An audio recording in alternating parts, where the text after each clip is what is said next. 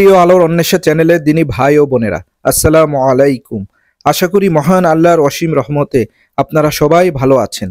প্রিয় নবী রাসূল সাল্লাল্লাহু আলাইহি ওয়াসাল্লাম বলেছেন, কোনো মুমিন কারো সঙ্গে মন্দভাষী হতে পারে না, কাউকে লানতকারী হতে পারে না এবং অশ্লীল ও অশালীন কথাবার্তা বলতে পারে না, কারণ এসব কর্ম ঈমান ও মুমিনের শানের পরিপন্থী। তাই মুমিন বান্দার উচিত সবসময় যাবতীয় খারাপ কাজ থেকে নিজেকে বিরত রাখা।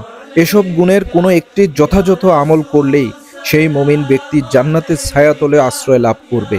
তবেই হযরত আব্দুর রহমান বিন উজাইনাহ একবার বিখ্যাত সাহাবী হযরত আবু যর রাদিয়াল্লাহু আনহু এর কাছে এই মর্মে আবেদন করলেন যে, আমাকে এমন একটি আমল বলে দিন যে আমল করলে বান্দা জান্নাতে যাবে। তিনি বললেন, এই বিষয়টি আমিও রাসূলুল্লাহ সাল্লাল্লাহু আলাইহি ওয়াসাল্লামের কাছে আবেদন করেছিলাম।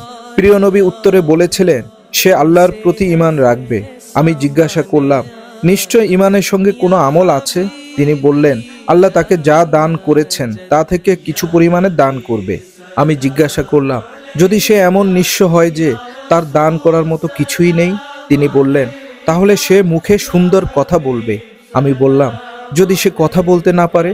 তিনি বললেন, তাহলে বিপদগ্রস্তকে সাহায্য করবে। আমি বললাম, যদি সে এমন দুর্বল হয় যে তার সাহায্যে এগিয়ে যাওয়ারও কোনো ক্ষমতা নেই? তিনি বললেন, তাহলে সে কর্মহীনকে কাজের ব্যবস্থা করে দেবে। আমি বললাম, সে নিজেই যদি কর্মহীন হয়? তখন রাসূলুল্লাহ সাল্লাল্লাহু আলাইহি ওয়াসাল্লাম আমার দিকে তাকালেন এবং বললেন, তুমি যদি বলতে চাও যে তোমার সঙ্গীর মধ্যে কোনো ভালো যোগ্যতাই নেই, তবে সে যেন অন্তত অন্য মানুষকে কষ্ট দেয়া থেকে নিজেকে নিরাপদ রাখে। তখন আমি বললাম, হে আল্লাহর রাসূল, এ তো অনেক সহজ কথা। রাসূলুল্লাহ সাল্লাল্লাহু আলাইহি ওয়াসাল্লাম বললেন, সেই সত্তার শপথ যার হাতে আমার প্রাণ, যে বান্দাই আল্লাহর কাছে প্রতিদান পাওয়ার উদ্দেশ্যে এসবের কোনো একটার উপর আমল করবে, কিয়ামতের দিন উক্ত আমল তাকে হাত ধরে জান্নাতে প্রবেশ করিয়ে দেবে। সুবহানাল্লাহ। প্রিয় বন্ধুরা, উম্মতের প্রতি প্রিয় নবী সাল্লাল্লাহু আলাইহি ওয়াসাল্লামের এই হাদিসে বর্ণিত বিষয়গুলোর উপর আমল করা অত্যন্ত জরুরি। রাসূলুল্লাহ সাল্লাল্লাহু আলাইহি ওয়াসাল্লাম বলেছেন, তোমার ঈমানকে খাঁটি করো, অল্প আমলই নাজাতের জন্য যথেষ্ট হবে।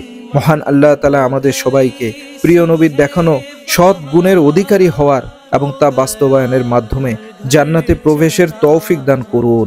আমিন। ও আখিরি দাওয়ানা আনিল হামদুলিল্লাহি রাব্বিল আলামিন। প্রিয় দর্শক, আপনিও হন ইসলামের প্রচারক। ভিডিওটি ভালো লাগলে লাইক, কমেন্ট ও শেয়ার করুন এবং চ্যানেলটি সাবস্ক্রাইব করে আমাদের সাথেই থাকুন। ধন্যবাদ।